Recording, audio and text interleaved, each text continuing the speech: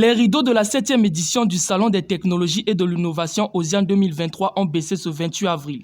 Ce grand rendez-vous qui devient un véritable hub d'opportunités et de réseautage entre les partenaires publics et privés a permis aux entreprises de vendre leurs services à plus de 15 000 visiteurs.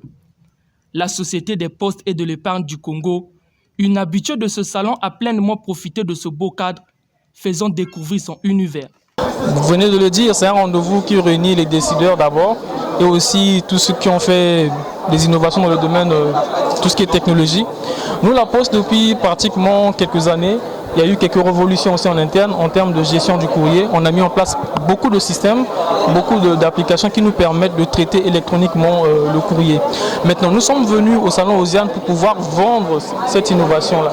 Donc montrer à la population congolaise d'abord que nous existons et aussi qu'il y a eu de l'innovation au niveau de la Poste. Actuellement, au niveau de la Poste, le courrier se traite électroniquement. Donc on offre la possibilité aux clients de suivre leur courrier de bout en bout. Donc, comme je disais, nous sommes venus au Salon OSIAN pour vendre, si vous voulez, les innovations de la Poste congolaise. Acheminer les colis et accompagner les populations dans leurs besoins respectifs font partie des visions de la Poste.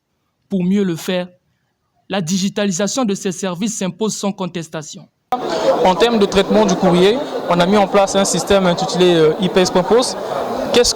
C'est quoi IPS-Post? C'est une application qui permet de traiter électroniquement le courrier. Je prends un exemple.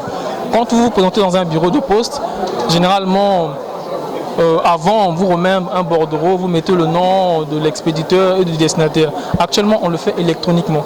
Donc, on a toutes les informations dans un système.